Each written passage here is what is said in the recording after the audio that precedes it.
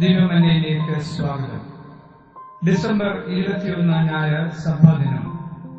സഭ ക്രിസ്തുവിന്റെ മാർഗം, സ്നേഹത്തിന്റെ ആഘോഷം, കർത്താവ് വരുന്നു എന്നീ ചിന്താവിഷയങ്ങൾ ധ്യാനത്തിനും പഠനത്തിനും വിഷയമാക്കുന്നു. ക്രിസ്തു ശിഷ്യനായ വിശുദ്ധ തോമാസ് ശ്ലീഹായുടെ രക്തസാക്ഷിത്വ ദിനമായി ഡിസംബർ 21 ആചരിക്കുന്നു. ഭാരതത്തിലെ ക്രൈസ്തവ സഭകൾ തോമാസ് ശ്ലീഹായുടെ ഭാരത സന്ദർശനവും പ്രേക്ഷിത പ്രവർത്തനങ്ങളും എന്നും ആദരവോടെ കാണുന്നു. ശ്രേഷ്ഠമായ ഈ പശ്ചാത്തലത്തിലാണ് ഇന്ത്യയിലെ ക്രൈസ്തവ സമൂഹം നിലകൊള്ളുന്നത്. വിശുദ്ധ തോമാസ് ശ്ലീഹായുടെ പ്രേക്ഷിത പ്രവർത്തനത്തിന്റെ വ്യക്തമായ ദൃശ്യരൂപമാണ് ഭാരതത്തിലെ ക്രൈസ്തവ സമൂഹം. അതിനാൽ ഈ ക്രിസ്തു ശിഷ്യൻ എന്നും ഭാരത സഭയുടെ സ്മരണകളിൽ നിറഞ്ഞു നിൽക്കുന്ന വ്യക്തിത്വമാണ്.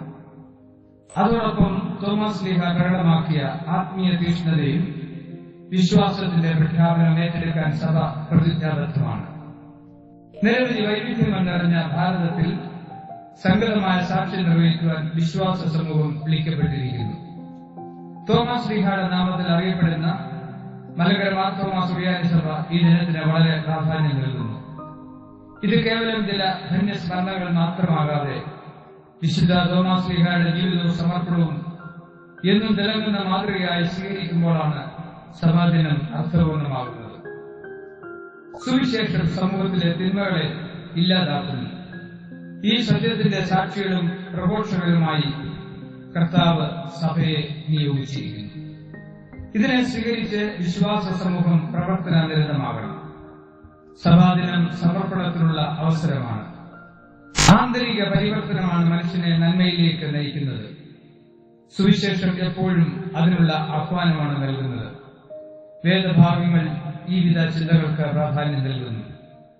ഒന്നാം പാഠഭാഗം യോശുവ 24:1-14 വരെ. മോശയ്ക്ക് ശേഷം ഇസ്രായേൽ മക്കളെ നയിച്ച യോശുവയുടെ രണ്ടാമത്തെ വിടവാങ്ങൽ സന്ദേശമാണ് വേദഭാഗം. ദീർഘമായ ഒരു കാലഘട്ടത്തിന്റെ ചരിത്രം യോശുവ പങ്കിടുന്നു.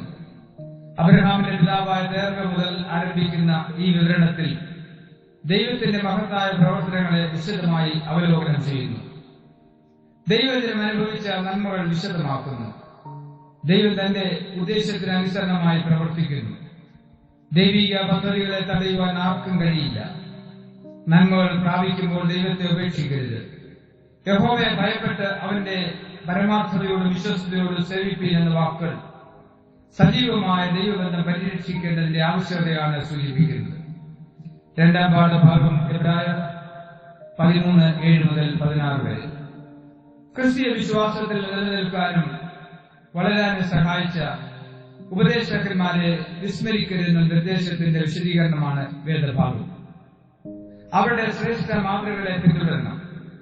ദൈവികമല്ലാത്ത ഉപദേശങ്ങളെ തിരിച്ചറിഞ്ഞ് അവയെ ഉപേക്ഷിക്കണം. പ്രയോജനമില്ലാത്തവയെ ഉപേക്ഷിച്ച് ദൈവകൃപയിൽ ജീവിതം ഉറപ്പിക്കണം. അതോടൊപ്പം നമുക്ക് വേണ്ടി കഷ്ടം അനുഭവിച്ച കർത്താവിന്റെ അരികിൽ ധൈര്യത്തോടെ വരുവാൻ ആഹ്വാനം ചെയ്യുന്നു. നന്മ ചെയ്യുവാനും സ്തോത്രയാഗം അർപ്പിക്കുവാനും സന്നദ്ധമാകണം. ലേഖനഭാഗം എഫേസ്യർ 2:19-22 വരെ. വിശ്വാസ സമൂഹത്തിന് ലഭിക്കുന്ന അനുഗ്രഹങ്ങൾ വേദഭാഗത്ത് വിവരിക്കുന്നു. നാം അന്യരും പരദേശികളുമല്ല, വിശുദ്ധരുടെ സഹപൗരന്മാരും ദൈവത്തിന്റെ ഭവനക്കാരുമാണ്. വിശ്വാസികൾക്ക് ലഭിച്ച ശ്രേഷ്ഠമായ പദവിയാണ് ഇവിടെ സൂചിപ്പിക്കുന്നത്. ദൈവിക അനുഗ്രഹങ്ങൾ സഭയിൽ കൂടെ ദൈവം നൽകുന്നു. സുവിശേഷ വേദഭാഗം യോഹന്നാൻ 14:1-7 വരെ. കർത്താവ് നൽകുന്ന പ്രതീക്ഷയുടെയും ആശ്വാസത്തിന്റെയും ഹൃദ്യമായ വാക്കുകളാണ് വേദഭാഗം. യോഹന്നാന്റെ സവിശേഷമായ ശൈലിയിൽ കൂടെ ഇത് ആലേഖനം ചെയ്യുന്നു. നിങ്ങളുടെ ഹൃദയം കലങ്ങരുത്, ദൈവത്തിൽ വിശ്വസിപ്പീൻ, എന്നിൽ വിശ്വസിപ്പീൻ എന്ന് വ്യക്തതയോടെ കർത്താവ് പറയുന്നത് ശിഷ്യഗണത്തിന് ഉറപ്പും ധൈര്യവും പ്രദാനം ചെയ്യാൻ പര്യാപ്തമായിരുന്നു. പിതാവിന്റെ ഭവനത്തിലെ വാസസ്ഥലവും അതുമായി ബന്ധപ്പെട്ട വാഗ്ദാനങ്ങളും ശിഷ്യന്മാരുടെ മനസ്സിൽ രൂപപ്പെട്ട ഭീതികളും ആശങ്കകളും അവസാനിപ്പിക്കാൻ സഹായകരമായി. അതിനാൽ അനിശ്ചിതത്വം ആവശ്യമില്ല. ഇപ്രകാരമുള്ള ഉറപ്പ് കർത്താവ് നൽകുന്നു. വിശ്വാസ ജീവിതത്തെക്കുറിച്ചുള്ള യേശുവിന്റെ വാക്കുകൾ ശ്രവിച്ച അപ്പോസ്തലനായ തോമസിന്റെ പ്രതികരണങ്ങളും ചോദ്യങ്ങളും വേദഭാഗത്തെ ശ്രദ്ധേയമാക്കുന്നു. യോഹന്നാന്റെ സുവിശേഷത്തിൽ മാത്രമാണ് ഈ സംഭവം രേഖപ്പെടുത്തുന്നത്. തോമാസ് ശ്ലീഹായെ മനസ്സിലാക്കാൻ വേദഭാഗം സഹായകരമാണ്. സമവീക്ഷണ സുവിശേഷങ്ങളിൽ വിശുദ്ധ തോമസിന്റെ പേര് മാത്രം പരാമർശിക്കുമ്പോൾ യോഹന്നാന്റെ സുവിശേഷം അപ്പോസ്തലന് നൽകുന്ന പ്രാധാന്യം ശ്രദ്ധേയമാണ്. ഭാരതത്തിന്റെ അപ്പോസ്തലൻ എന്നറിയപ്പെടുന്ന വിശുദ്ധ തോമസിന്റെ പാരമ്പര്യത്തിൽ വിശ്വസിക്കുന്നവർക്ക് ഈ വിവരണം അഭിമാനകരമാണ്. വിശുദ്ധ തോമസിന്റെ ചില സവിശേഷതകൾ ഇവിടെ വ്യക്തമായി കാണാം. ഒന്ന്, സന്ദേഹം ധൈര്യമായി പങ്കിടുന്നു. ഞാൻ പോകുന്ന ഇടത്തേക്കുള്ള വഴി നിങ്ങൾ അറിയുന്നു എന്ന് കർത്താവ് പറയുമ്പോൾ, കർത്താവെ, നീ എവിടെ പോകുന്നുവെന്ന് ഞങ്ങൾ അറിയുന്നില്ല, പിന്നെ വഴി എങ്ങനെ അറിയും എന്ന് തോമസ് നിഷ്കളങ്കതയോടെ ചോദിക്കുന്നു. ഈ ചോദ്യം നമ്മെ അതിശയിപ്പിക്കാം. എന്നാൽ സത്യം അറിയാനുള്ള തോമസിന്റെ തീക്ഷ്ണമായ അഭിലാഷമാണ് ഇവിടെ ദൃശ്യമാകുന്നത്. ഇത് ശ്രേഷ്ഠമായ ഒരു ഗുണവിശേഷമായി കാണേണ്ടതാണ്. ആത്മീയ അനുഭവത്തിൽ ഈ മനോഭാവം അനിവാര്യമാണ്. ഇപ്രകാരമുള്ള അന്വേഷണം നഷ്ടപ്പെടുന്നത് ആത്മീയതയുടെ പരാജയമാണ്. അന്വേഷിപ്പീൻ എന്നാൽ കണ്ടെത്തും എന്ന യേശുവിന്റെ വാക്കുകൾ ഇവിടെ ചിന്തനീയമാണ്. ഈ ഗുണവിശേഷം തോമസിനെ ശ്രദ്ധേയനാക്കുന്നു. ആത്മീയ ജീവിതത്തിൽ അന്വേഷണം നഷ്ടപ്പെടാൻ ഇടയാകരുത്. നിരന്തരമായ അന്വേഷണം നമ്മെ ഉന്നതമായ അനുഭവങ്ങളിലേക്ക് നയിക്കും. അനേകരുടെ അനുഭവങ്ങൾ ഇത് കാണുന്നു. ശൗൽ എന്ന യുവാവിന്റെ അന്വേഷണമാണ് സഭയുടെ ശില്പിയും പണിക്കാരനുമായ പൗലോസായി രൂപപ്പെടുവാൻ ഇടയാക്കിയത്. ഗാന്ധിജിയുടെ ആത്മകഥയ്ക്ക് നൽകിയ അഭിധാനം എന്റെ സത്യാന്വേഷണ പരീക്ഷണങ്ങൾ എന്നാണ്. ജീവിതം അന്വേഷണമാകണമെന്ന മഹത്തായ തത്വമാണ് ഇതിൽ കൂടെ പങ്കിടുന്നത്. അപ്പോസ്തലനായ തോമസ് നൽകുന്ന സന്ദേശം ഇതാണ്. അന്വേഷകർക്ക് സത്യം വെളിപ്പെടുത്തുന്ന ദൈവം അത്യുദാത്തമായ ഈ ചിന്തയുടെ ദർശനങ്ങൾ തിരുവചനത്തിൽ ഉടനീളം കാണാം. അതിനാൽ സത്യാന്വേഷണം നമ്മുടെ ആത്മീയ അനുഭവമായി തീരുവാൻ ദൈവം സഹായിക്കട്ടെ. 2, പിതാവായ ദൈവത്തെ വെളിപ്പെടുത്തുന്നു. അപ്പോസ്തലനായ തോമസിന്റെ ചോദ്യം വിശാലമായ സത്യങ്ങളിലേക്ക് വഴി തുറക്കുന്നു. ഈ സംഭവത്തിൽ ഫിലിപ്പോസിനെയും കാണുന്നു. കർത്താവ് പിതാവായ ദൈവത്തെ കുറിച്ച് പറഞ്ഞപ്പോൾ ഫിലിപ്പോസും തോമസിനെ പോലെ ഒരു പുതിയ ചോദ്യം ഉന്നയിക്കുന്നു. ഇവിടെ അർത്ഥപൂർണമായ ഒരു ദൈവശാസ്ത്ര സംവാദം ഉണ്ടാകുന്നു. അതിന് ആരംഭം കുറിച്ചത് തോമസ് അപ്പോസ്തലനായിരുന്നു. ഫിലിപ്പോസ് പിതാവിനെ ഞങ്ങൾക്ക് കാണിച്ചു തരണമെന്ന് പറയുന്നു. മറുപടിയായി യേശു പറയുന്നത്, എന്നെ കണ്ടവർ ദൈവത്തെ കണ്ടിരിക്കുന്നു എന്നാണ്.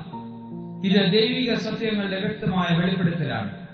ഇതിന് കാരണമാകുന്നത് അവിടെ ഉന്നയിക്കപ്പെട്ട ചോദ്യങ്ങളായിരുന്നു. മാത്രമല്ല, നമ്മിൽ ഉണ്ടാകേണ്ട ദൈവബന്ധവും കർത്താവ് പറയുന്നു.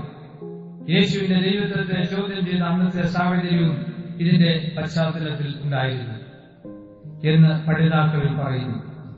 യോഹന്നാന്റെ സുവിശേഷം ഇത്തരം ഉപദേശ വൈകൃതങ്ങളെ ചോദ്യം ചെയ്തിരുന്നു. അതിനാലാണ് പ്രാധാന്യത്തോടെ ഈ വസ്തുതകളെ യോഹന്നാൻ രേഖപ്പെടുത്തുന്നത്. മനുഷ്യ ഭാവനകൾക്കും ചിന്തകൾക്കും അതീതനായ ദൈവം യേശു ക്രിസ്തുവിൽ കൂടെ അവതരണനായി എന്നത് എത്ര അനുഗ്രഹകരമായ സത്യമാണ്. എന്നാൽ ഈ യാഥാർത്ഥ്യത്തെ നാം തിരിച്ചറിഞ്ഞ് യേശുവിനെ കർത്താവും രക്ഷകനുമായി അംഗീകരിക്കണം. വിശുദ്ധ തോമസ് യേശുവിനെ എന്റെ കർത്താവും എന്റെ ദൈവവും എന്ന് പറയുന്നത് ഇവിടെ അർത്ഥപൂർണമാണ്. 3, വഴിയും സത്യവും ജീവനുമായ യേശു. അപ്പോസ്തലനായ വിശുദ്ധ തോമസിന്റെ സംശയവും ചോദ്യവും ഗഹനമായ ആത്മീയ സത്യങ്ങളുടെ വെളിപ്പെടുത്തലിന് മുഖാന്തരമാകുന്നു. കർത്താവ് താൻ വഴിയും സത്യവും ജീവനുമാകുന്നുവെന്ന് അസന്നിഗ്ധമായി പറയുന്നു. യോഹന്നാന്റെ സുവിശേഷം രചിക്കപ്പെട്ടത് ആദ്യ നൂറ്റാണ്ടിന്റെ അവസാന കാലഘട്ടത്തിലാണ്. ക്രൈസ്തവ വിശ്വാസത്തിന്റെ സാങ്കത്യവും നിലനിൽപ്പും ചോദ്യം ചെയ്യപ്പെട്ടിരുന്ന സാഹചര്യം അന്ന് ഉണ്ടായിരുന്നു. ഇതിനെ മനസ്സിലാക്കിയാണ് യോഹന്നാൻ സുവിശേഷം എഴുതിയത്. യേശു എന്ന വഴിയും സത്യവും ചോദ്യം ചെയ്യാനാവാത്ത യാഥാർത്ഥ്യമാണെന്ന് ഇവിടെ പറയുന്നു. യാതൊരു സങ്കോചവും കൂടാതെ മനുഷ്യനാശ്രയിക്കാവുന്ന രക്ഷകനാണ് യേശു എന്ന് യോഹന്നാൻ പറയുന്നു. കർത്താവിന്റെ വാക്കുകളെ ശരിയായി മനസ്സിലാക്കിയ തോമസിനെയും ഫിലിപ്പോസിനെയും ഇവിടെ കാണുന്നു. എക്കാലവും മനുഷ്യന്റെ ഏറ്റവും വലിയ പ്രശ്നം ഏതാണ് വഴി, ഏതാണ് സത്യം എന്ന് മനസ്സിലാക്കാൻ സാധിക്കാത്തതാണ്. നാൽക്കവലയിൽ വഴിയറിയാതെ അന്ധാണിച്ചു നിൽക്കുന്ന മനുഷ്യൻ എന്ന വിശേഷണം പല തത്വജ്ഞന്മാരും മനുഷ്യർക്ക് നൽകിയിട്ടുണ്ട്. വഴിയറിയാതെ മുടന്തി നടക്കും വിധിയുടെ ബലിമൃഗങ്ങൾ ഞങ്ങൾ എന്ന ഗാനം പരിചിതമാണല്ലോ. ഇതെല്ലാം മനുഷ്യന്റെ സങ്കീർണമായ പ്രശ്നങ്ങളെയാണ് ചൂണ്ടിക്കാട്ടുന്നത്. ഇവിടെയാണ് യേശുവിന്റെ വാക്കുകളുടെ അർത്ഥം നാം കാണേണ്ടത്. ഇത് കണ്ടെത്തുമ്പോഴാണ് ജീവിതം അർത്ഥപൂർണമാകുന്നത്. ഈ സത്യത്തിന്റെ പൊരുൾ മനസ്സിലാക്കിയതിനാലാണ് തോമസ് തന്റെ പ്രേക്ഷിത പ്രവർത്തനത്തിന്റെ ഭൂമികയായി ഭാരതത്തെ തെരഞ്ഞെടുത്തത്. ഭാരതം മാത്രമല്ല മറ്റു പ്രദേശങ്ങൾ തോമസിന്റെ പ്രവർത്തന മേഖലയിലായിരുന്നു. ചരിത്രം ഇത് സാക്ഷിക്കുന്നുണ്ട്. ഭാരതത്തിലെ ക്രൈസ്തവ സമൂഹം തോമസ് ശ്ലീഹായുടെ മാർഗത്തെ അനുഗമിക്കാൻ തയ്യാറാകണം. സകലർക്കായും ഭേദകൂടാതെ തുറക്കപ്പെട്ട രക്ഷയുടെ സന്ദേശം പങ്കിടാൻ ഭാരത സഭ എല്ലാ വിധത്തിലും സജ്ജമാകണം. ഒരുപക്ഷെ പല വൈതരണികളുണ്ടാകാം. എന്നാൽ സഭയുടെ സാക്ഷ്യത്തെ ചോദ്യം ചെയ്യാൻ ആർക്കും കഴിയില്ല എന്ന സത്യം നാം വിസ്മരിക്കരുത്. സഭാദിനമായി ആചരിക്കുമ്പോൾ നമ്മുടെ പ്രതിജ്ഞകൾ പുതുക്കുവാനുള്ള അവസരമായി അതിനെ ഉപയോഗിക്കണം.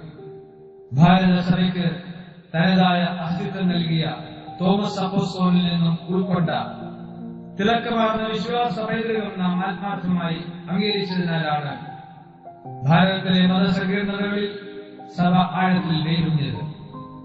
അവരോടുകൂടെ മരിക്കേണ്ടതിന് നാം പോകാം എന്ന് തോമസിന്റെ വാക്കുകൾ തന്റെ പ്രതിബദ്ധതയുടെ ഉത്തമ ഉദാഹരണമാണ്. ഭാരതമണിൽ രക്തസാക്ഷിത്വം വരിച്ചതിലൂടെ ഈ വാക്കുകൾ അർത്ഥവത്താക്കി. അരുണനാഥന്റെ ആത്മീയമായി സഞ്ചരിച്ച ഈ ശിഷ്യൻ ഇന്ത്യക്ക് പ്രിയങ്കരനായി, വരും തലമുറയ്ക്ക് പ്രചോദനമായി.